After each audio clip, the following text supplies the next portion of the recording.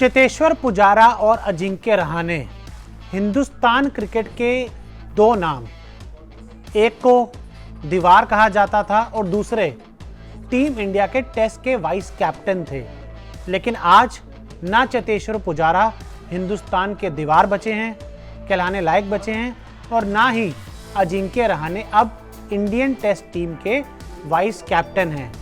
अगर मैं बात करूं पिछले 2 सालों में इनका जो परफॉर्मेंस है, हर गुजरते मैच, हर गुजरती सीरीज के साथ बद से बदतर होता गया है।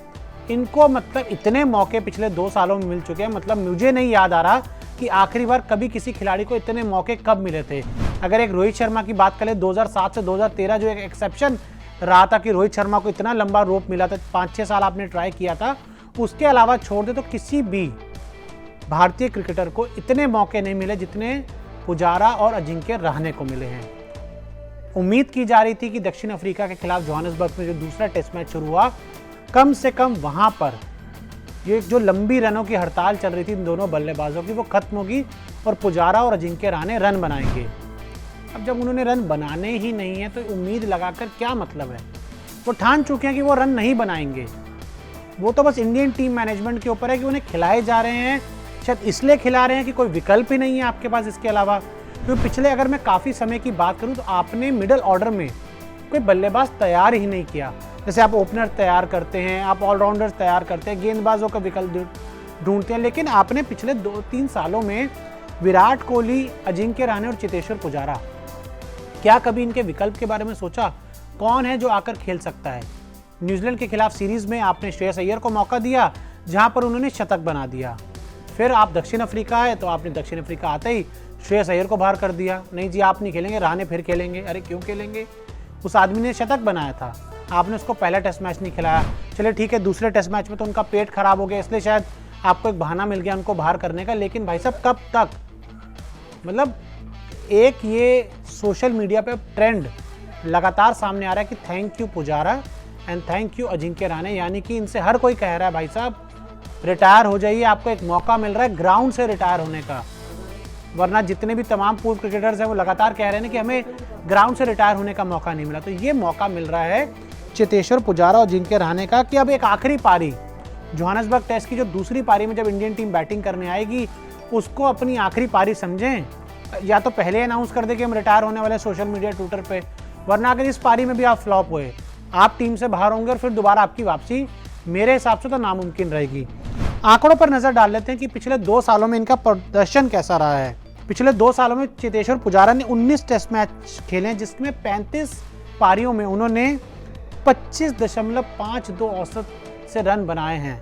अगर पुजारा के मैं करियर औसत की बात करूं तो वो 44 का है।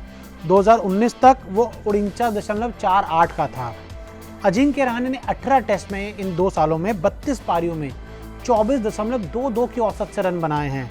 अजिंक्य रहाणे की बात भी करूं तो उनका भी औसत अब जो करियर का गिर कर 38.90 पहुंच चुका है। कुछ समय पहले तक उनका 43.74 था। पुजारा के अगर कंपेयर करूं मैं, मिचेल स्टार्क जो ऑस्ट्रेलिया के तेज गेंदबाज है ना, बाएं हाथ के तेज गेंदबाज, उनका औसत चेतेश्वर पुजारा से बहुत शानदार है।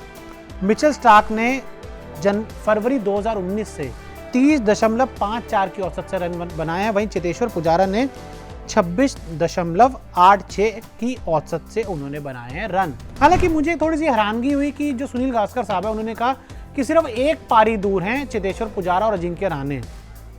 सर कितनी पारियों में मौका देंगे आप? कितनी पारियां खिलाएंगे? अजिंक्य रहाणे के लिए जो प्रेम है सुनील गावस्कर साहब का, मुझे बड़ा अच्छा लगता है।